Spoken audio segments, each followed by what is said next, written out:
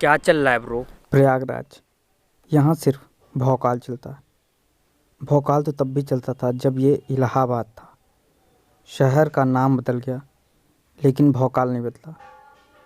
सरल शब्दों में समझा जाए तो किसी ने कुछ ऐसा काम किया या फिर कुछ खरीदा जिससे कि पूरे मोहल्ले में उसका भौकाल टाइट हो गया। यूँ समझ लीजिए कि जब पूरा मोहल्ला कूलर चला रहा हो और आप एसी खरीद कर ले आएँ, फिर तो पूरे मोहल्ले में आपका भौकाल टाइट हो ही जाएगा। शुरुआत में इस शहर की भाषा आपको परेशान कर सकती है, जैसे कस्बे समझ में न आ रहा का तुका, अब हिंजौन कंटाप मारा। हालांकि बाद में आप इसके आदी हो जाएंगे। हाँ, और एक ख़ास बात, यहाँ बातें नहीं बकैती होती हैं। शहर में भी आपको भैंसों का झुंड मिल ही जाएगा। माघ मेला क्षेत्र में घूमते हुए मुझे 2 बार भैंसों का झुंड मिला, वह भी अलग अलग दिन। चंद्रशेखर आज़ाद पार्क।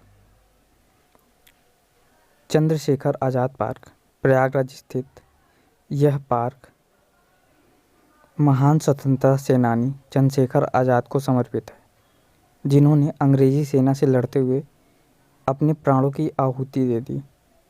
पहले इस पार्क का नाम अल्फ्रेड पार्क था, बाद में इसे बदलकर अमर शहीद चंद्रशेखर आज़ाद पार्क कर दिया गया। अमर शहीद के सम्मान में पार्क में उनकी मूर्ति स्थापित है।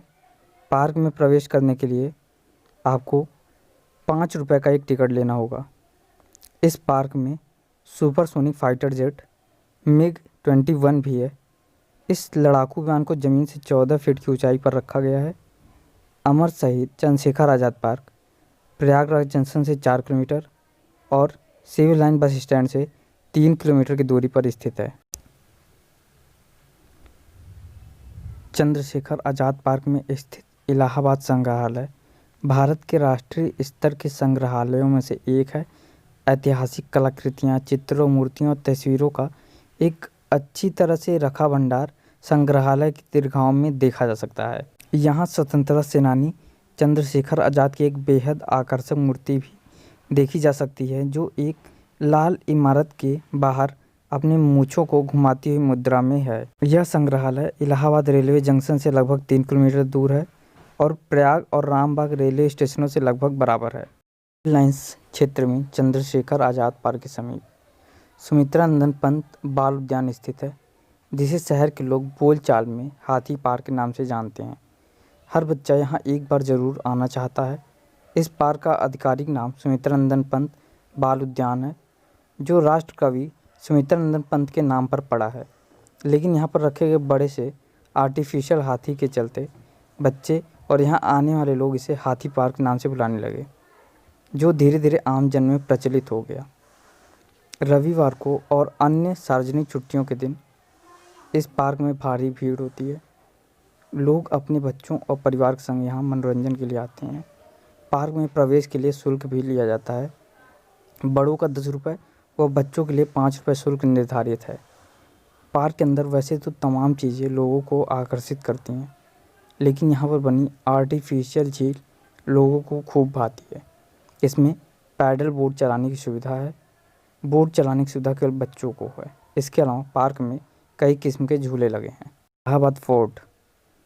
इस किले को मुग़ल सम्राट अकबर ने 1583 में बनवाया था। इस किले का कुछ ही भाग पर्यटकों के लिए खुला रहता है, बाकी हिस्से का प्रयोग भारतीय सेना करती है।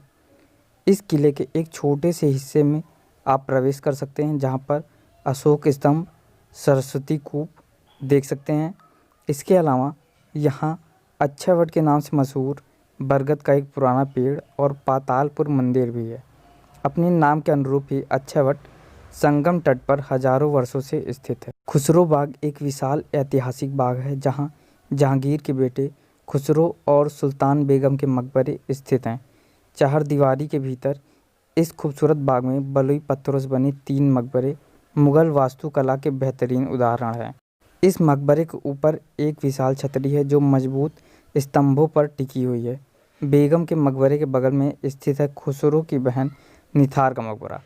वास्तुशिल्प के लिहाज से देखें तो यह तीनों मकबरों में सबसे ज़्यादा खूबसूरत है। हालांकि निथार का मकबरा भीतर से खाली है, उसमें निथार की कब्र नहीं है। यह एक ऊंचे से चबूतर नुमा ढांचे पर बना है। अंतिम मकबरा पड़ता है खुसरो का। अपने पिता जहांगीर के प्रति विद्रोह करने बाद खुसरो को पहले इसी बाग में नज़रबंद रखा गया था। यहाँ से भागने के प्रयास में वह मारा गया। कहते हैं यह आदेश खुसरो के भाई और जहांगीर के तीसरे बेटे खुर्रम ने दिया था। बाद में खुर्रम गद्दी पर बैठा और बादशाह शाहजहां के नाम से जाना गया। खुसरो बाग में अमरूद के कई बगीचे हैं। यहाँ अमरूदों को विदेश में निर्यात किया जाता है। साथ ही वर्तमान में यहाँ पौधशाला भी है, जिससे हज़ारों पौधों की बिक्री की जाती है। न्यू यमुना ब्रिज प्रयागराज की उपलब्धियों में से एक है। न्यू यमुना ब्रिज, जिसे नैनी ब्रिज के नाम से भी जाना जाता है, भारत के सबसे लंबे केबल वाले पुलों में से एक है। यह यमुना नदी पर उत्तर दक्षिण की दिशा में स्थित है तथा यह नैनी क्षेत्र को प्रयागराज से जोड़ता है। यह वर्ष 2004 में पुराने नैनी ब्रिज पर यातायात की भीड़ को कम करने के लिए बनाया गया था। पुल का निर्माण हिंदुस्तान कंस्ट्रक्शन कंपनी और हुंडई इंजीनियरिंग और निर्माण ने संयुक्त रूप से किया था। प्रयागराज में यमुना नदी पर जब नए यमुना ब्रिज का निर्माण हुआ तो इसे विश्व की बेहतरीन टेक्नोलॉजी का बेजोड़ नमूना कहा गया। यह है भी उसी तरह बेहद ही खूबसूरत और मजबूत। इस ब्रिज से संगम की खूबसूरती देखते ही बनती है और संगम व शहर के अन्य हिस्सों से तो यह पुल स्वर्ग सा नज़र आता है। शाम ढलने के बाद जब यहाँ पर लाइट ऑन हो जाती है तो इसकी खूबसूरती को चार चांद लग जाते हैं। लेकिन अब इस पुल को डेथ पॉइंट कहा जाता है। पिलर नंबर 17 और 18 के मध्य वाला हिस्सा यमुना के बीच का हिस्सा है और यह पूरी तरह से केबल के सहारे टंगा हुआ है। इसी स्थान से आए दिन कोई न कोई छलांग लगाता है, जिसके चलते इसे अब लोग सुसाइड पॉइंट और डेथ पॉइंट कहने लगे हैं। लेकिन इस सब के बावजूद प्रयागराज के लोगों में इस पुल का आकर्षण कम नहीं हुआ है। शाम होते ही भीड़ अपने आप यहाँ खिंची चली आती है। प्रयागराज में संगम तट से उत्तर दिशा की ओर दारागंज के उत्तरी कोने पर अति प्राचीन नाग वासुकी मंदिर है।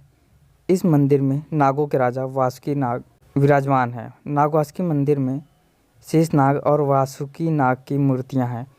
कुंभ, अर्धकुंभ, माघ मेले और नाग पंचमी के दिन लाखों तीर्थयात्री इस मंदिर में दर्शन पूजन करने आते हैं। नाग वासुकी मंदिर की काफ़ी पौराणिक मान्यताएं भी हैं। इस मंदिर के बारे में ऐसी पौराणिक मान्यता है कि यहाँ आकर पूजा करने से काल सर्प दोष हमेशा के लिए खत्म हो जाते हैं। गंगा तट पर स्थित प्राचीन नाग वासुकी मंदिर सदियों से आस्था का केंद्र रहा है। माघ मेला हिंदुओं का सर्वाधिक प्रिय धार्मिक एवं सांस्कृतिक मेला है। हिंदू पंचांग के अनुसार 14 या 15 जनवरी को मकर संक्रांति के दिन माघ महीने में यह मेला आयोजित होता है। यह भारत के सभी प्रमुख तीर्थ स्थलों में मनाया जाता है। नदी या सागर स्नान इसका मुख्य उद्देश्य होता है। धार्मिक गतिविधियों, सांस्कृतिक कार्यक्रमों तथा पारंपरिक हस्तशिल्प, भोजन और दैनिक उपयोग की पारंपरिक वस्तुओं की बिक्री भी की जाती है। प्रत्येक वर्ष जनवरी फरवरी माह में यहाँ पवित्र संगम के किनारे विश्व प्रसिद्ध माघ मेला आयोजित होता है, जो प्रत्येक जनवरी में वर्ष मकर संक्रांति को आरंभ होकर फरवरी में महाशिवरात्रि को समाप्त होता है। इसके अलावा भी प्रयागराज में कई दर्शनीय स्थल हैं जहां पर आप घूम सकते हैं। आज के लिए बस इतना ही। मिलते हैं आपसे नेक्स्ट व्लॉग में।